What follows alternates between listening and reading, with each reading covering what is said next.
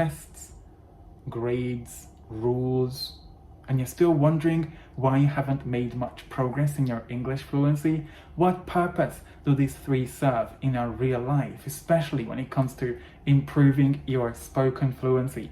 This is what today's video is going to be about. In today's video, you'll be discovering 4 reasons why school taught you to be a bad learner and not somebody who's ready to learn new information and implement them in their real life. Hey language learners, welcome to my channel. My name is Csabi, and this channel is for English learners who want to learn how to make vocabulary more memorable through listening and spoken communication. This video is going to be extremely important because when I see students and they come to me, I see a lot of their habits that don't make them good learners. Learning is all about trying to see some new information and make it all yours, trying to absorb as much as you can, comparing, contrasting, analyzing, categorizing, talking about it, teaching it. That's exactly how knowledge is acquired. And when it comes to fluency, this is a skill that we have to work on. It's a practical skill we all need to work on, and it cannot just be learned from reading a book or watching 20 different YouTube videos on fluency. The reason I thought this video was going to be so important for you is because when students come to me, I can see that the way they look at learning isn't the way they actually should be learning. And we start working on some of their habits to make them really good learning habits that make them a terminator and help them become better, more fluent and more confident speakers of English. So right off the bat, number 1 is that schools don't really teach you how to learn from context.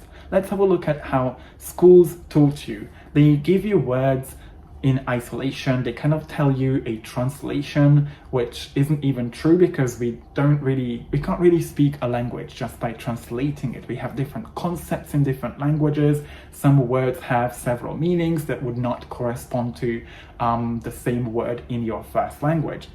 And that's exactly why we need to see a lot of examples of what we are reading, what we are listening to, especially in order for us to start using them in production. And this is something I see in a lot of schools where they start testing students too early, making them feel bad about their English, making them feel like they haven't made much progress, because you can't really test somebody on things that they don't know well enough.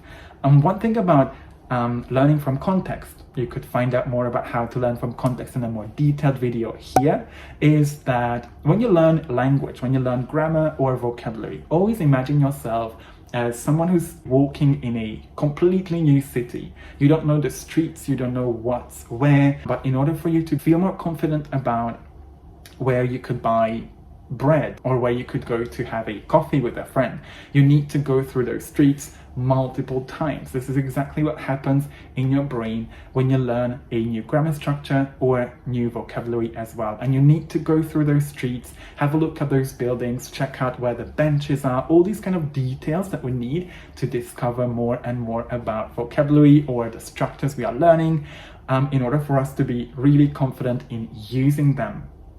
Plus, schools many times force you to use English that isn't actually used in real life context. It teaches you a lot of expressions but doesn't really tell you about how to use them. Some expressions are extremely academic. Some expressions are slang that are not really appropriate in specific situations. And this is exactly what teaching you how to learn from context helps you with. All my students in all my programs and all my classes know how to learn from context and can improve their English because they don't try to isolate words, try to understand words by themselves, but trying to discover more about how those words are used in different kinds of contexts, with different verbs in different expressions, and find out more about how exactly to use them in conversations. So I highly recommend you do a little bit of dictionary work. Whenever you come across words that you feel like you don't entirely know how to use, or I would recommend the first time you come across a new expression or a new word, check out what other expressions that word is used in, what prepositions it would take when it comes to using it in real life context. Also, a lot of texts, whether you read them or you listen to them, are set as comprehension activities because of all these exams, IELTS, TOEFL, TOEIC. You might have heard of some of these as well. You might have to work on some of these too.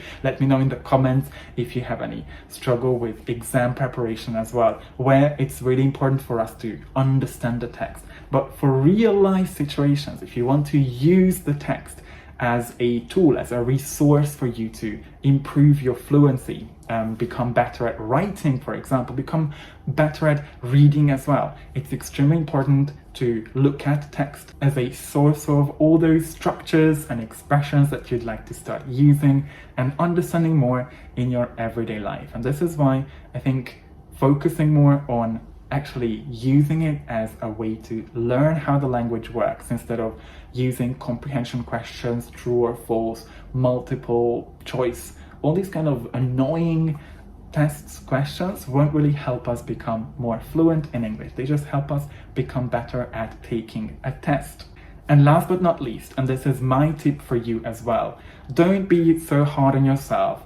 We can't expect ourselves to use expressions we've just learned. Just like when you walk around streets in a new city, you would have to go through them 100 times for you to visualize it and be able to use it. So don't expect too much of yourself. It's important for us to focus on including some new expressions in our speech, but eventually most of the vocabulary, most of the structures that will get activized will need some time to mature. We need to go through all those little streets and alleyways multiple times for us to feel confident in using those expressions.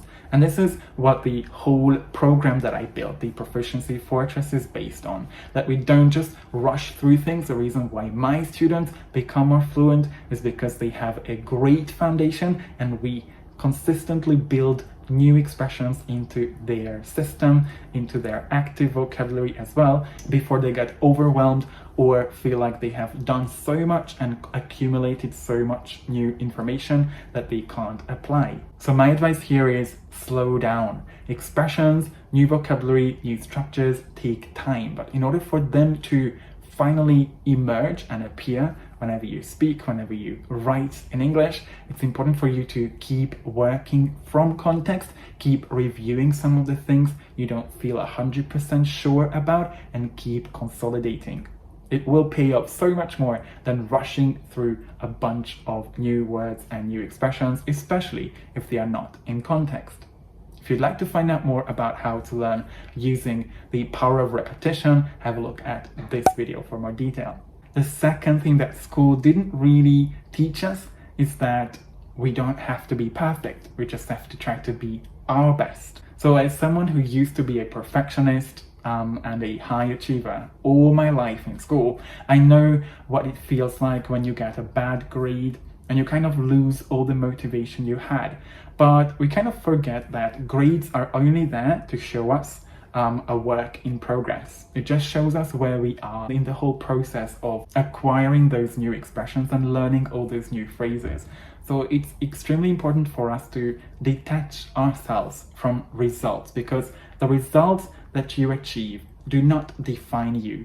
We need to focus more on the progress we actually make. So this is something I'm still working on as used to be perfectionist.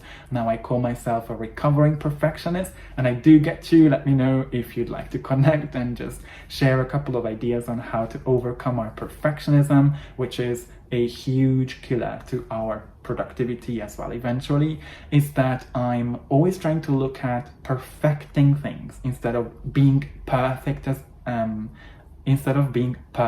at everything. And this is exactly what I recommend my students to do as well. And through coaching, we kind of reframe the whole idea of always achieving something and feeling that we are better just because we have achieved something. So one thing we do in my coaching program, the Proficiency Fortress, and this is something I highly recommend you do as well, is goal setting and progress checking.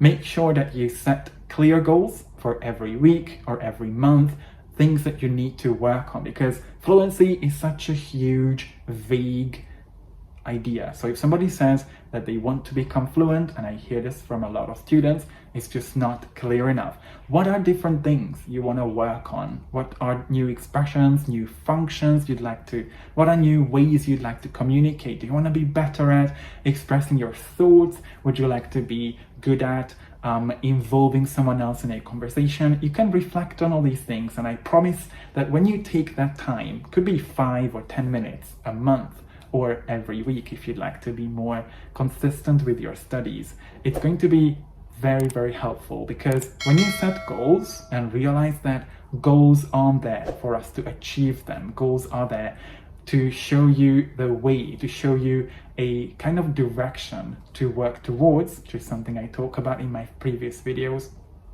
you will see progress, and then you will get to that point when you will have a look at and reflect on the progress that you have made. So besides goal setting, also make sure you keep reflecting on the progress you've made, because we don't want to waste time with things that don't work. And the fact that we included goal setting and progress checking in the Proficiency Fortress helps students stay focused and become more fluent speakers of English. This is closely connected to my experience of learning English in school, where you needed to complete grammar tests, and if you didn't know it perfectly, then you just suck at English, which is not true. How many people you have heard that can't use grammar well or correctly when they speak?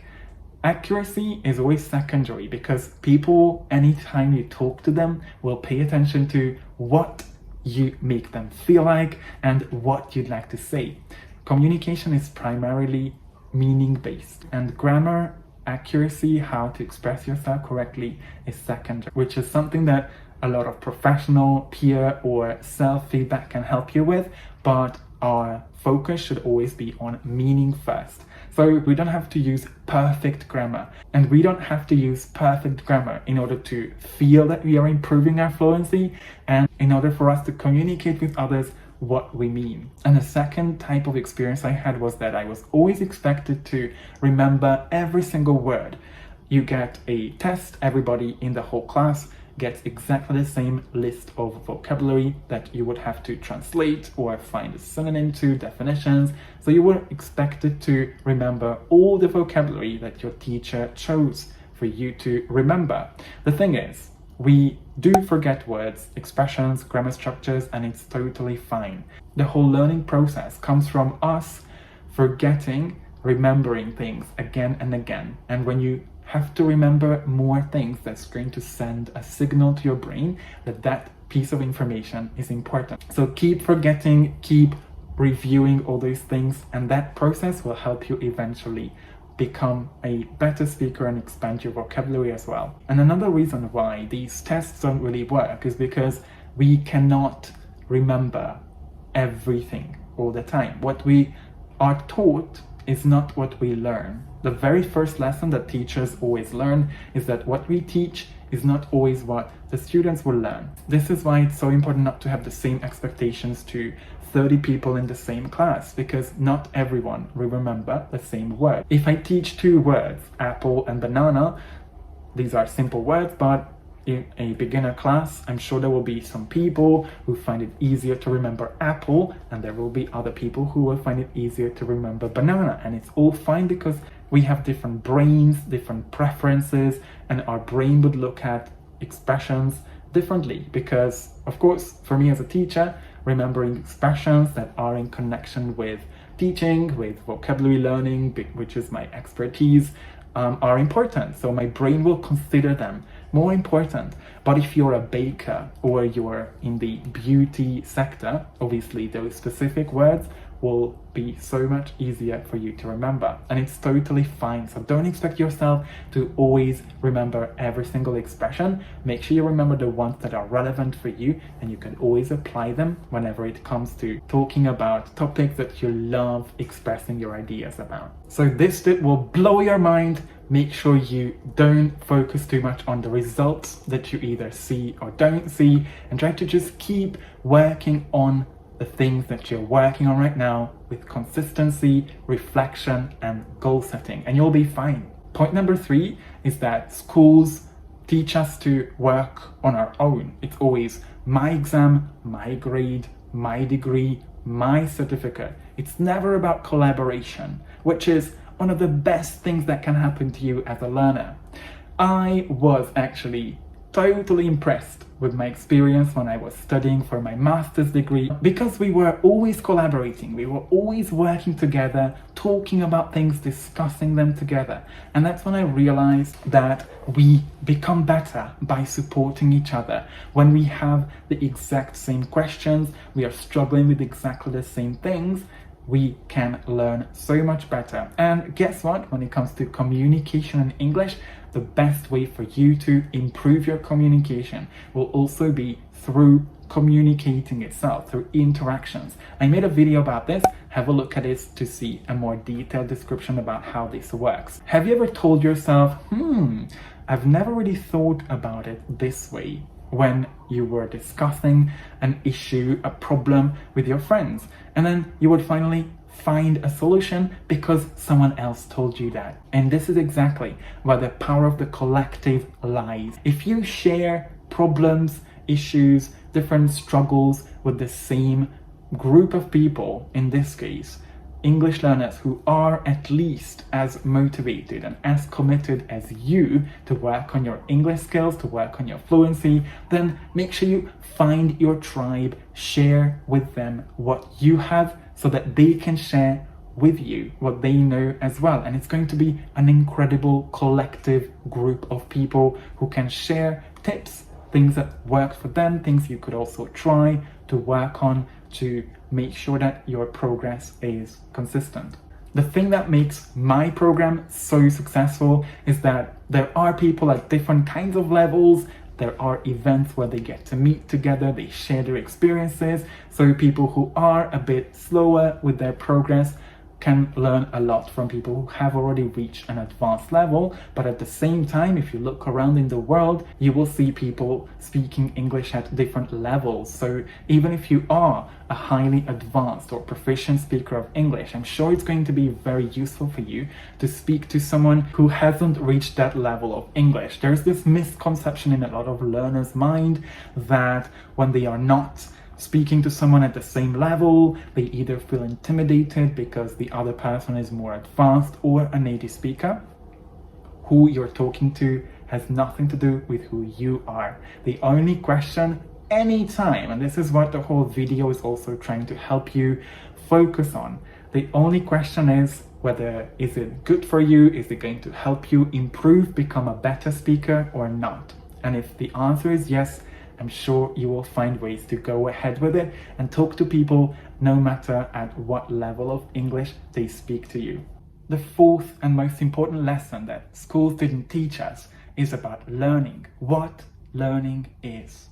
Because we can see a lot of people going out there trying to watch about 50 YouTube videos, follow 100 teachers on Instagram, and still not making the right progress. And the only reason for that is that learning is all about doing. Learning is about taking action. Learning is about being out of your comfort zone. And stepping out of your comfort zone, to me, I'm sure you've heard this expression a few times, means do something different, do something that's not familiar to you. And that's when a lot of people feel blocked. We have a lot of ideas in our head, things we want to do with our lives, things we think we should do, but when we decide not to do it, it's obviously going to be easier for us. So my first tip here for you to start taking action is to do the thing when you think about it. It's not tomorrow, it's not next week, it's not when the conditions are all perfect. It's always going to be more beneficial for you if you take that action right now. I love this Chinese proverb that says, the best time to plant a tree was 20 years ago. The second best time is today. So always try to observe yourself, stay in the present and look at what thoughts you might have. Whenever you think about things that you want to do, you want to start working on, you want to implement in your English learning, then start working on them right now. I always tell anybody in my audience here on YouTube or even on Instagram to take away one tip and try to apply it. And that's how you can really measure your progress. The difference between someone who keeps struggling with learning English and someone who reaches fluency is that the person who reaches fluency, becomes a confident speaker of English, knows that learning is doing. Now, another really good tip I can give you is when people overthink, we always come up with a lot of different scenarios in our head. We can imagine things happening that eventually don't even happen because it's how our brain protects us from doing something dangerous. But realizing that the fears only exist in your head, some of the things you might think about do not exist. All it takes is to move. When you start moving, you will get into that motion, you will take the actions that are necessary for you to make progress, and then when you take the action, everything will go away. Your fear will subside, and you will be able to stay in motion, keep feeling motivated, and keep being in what we call the flow. So taking action and shifting away from someone who just consumes content, but becoming someone who takes action, takes a tip and try to put it into practice is going to be extremely powerful for you to make that progress in your English as well. And now I'm just going to wrap up this video with one of my favorite quotes of all time, especially for people who aren't the typical action takers. One average idea put into action is far more valuable than 20 genius ideas that are being saved. So I hope you will take one piece of action from all the information that you heard in this video. Let me know in the comments what action you're going to take. And if you'd like to take action on some of the products that I offer for free, you can either download my free ebook that will tell you 12 reasons why you're not improving your English and gives you a lot of actionable items as well that you could use to do it in a more practical way, or have a look at my free master course that will tell you everything you need to know about how to become a more fluent, proficient, and confident speaker of English. Thank you so much for watching this video. Let me know in the comments. You can send me an email as well, or connect with me on my other social media platforms. Let me know what you'd like to hear about, if you like this video, groundbreaking for you to hear about, and what ideas were surprising for you to hear about, and hope to hear from you soon and see you in another video. Thank you so much and take care. Have a lovely rest of your day.